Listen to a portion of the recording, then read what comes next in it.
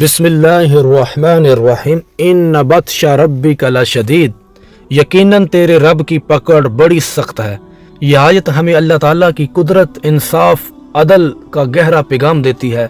بطش کا مطلب ہوتا ہے کسی کو زور سے پکڑنا، اور یہاں بتایا جا رہا ہے کہ جب اللہ تعالیٰ کسی کو پکڑتا ہے تو اس کی پکڑ بہت سخت ہوتی ہے، یعنی وہ ظالموں، نافرمانوں اور گناہوں پر اصرار کرنے والوں کو مہلت تو دیتا ہے، موقع پر موقع تو دیتا ہے کہ وہ توبہ کر لیں، سدھر جائیں، لیکن جب وہ باز نہیں آتے، ظلم اور فساد پر قائم رہتے ہیں تو پھر اللہ تعالیٰ کی پکڑ آتی ہے، اور وہ پکڑ ایسی ہوتی ہے کہ کوئی اسے روک نہیں سکتا، کوئی اس سے بچ نہیں سکتا۔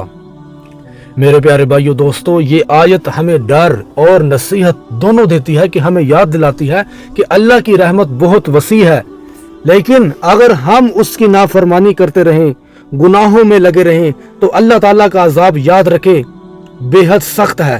یہ دنیا وقتی ہے، اللہ تعالیٰ ہمیں آزما رہا ہے، لیکن اگر ہم اپنی حد سے بڑھ جائیں تو اللہ تعالیٰ ضرور انصاف کرے گا۔ یہ آیت خاص طور پر ان لوگوں کے لیے ہے جو کمزوروں پر ظلم کرتے ہیں، حقوق مارتے ہیں، اور پھر سمجھتے ہیں کہ کوئی انہیں کچھ نہیں کہے گا۔ اللہ تعالیٰ سب دیکھ رہا ہے، اس کی پکڑ فوری نہ بھی ہو، مگر جب آتی ہے تو مکمل، زبردست اور فیصلہ کن ہوتی ہے۔ ہمیں چاہیے کہ ہم اپنے اعمال کا جائزہ لیتے رہیں، اللہ تعالیٰ سے ڈرتے رہیں، توبہ کرتے رہیں، اور دوسروں کے ساتھ عدل اور نرمی سے پیش آئیں، کیونکہ اللہ تعالیٰ کی پکڑ سے صرف وہی بچتا ہے جو دل سے ڈرے اور نیکی پر قائم رہے، رسول اللہ صلی اللہ علیہ وسلم کی تعلیمات پر عمل کرتا رہے۔ اللہ اکبر کبیرہ۔ اللہ تعالیٰ سے دعا ہے کہ اللہ تبارک و تعالیٰ ہمیں ہدایات سے نوازے۔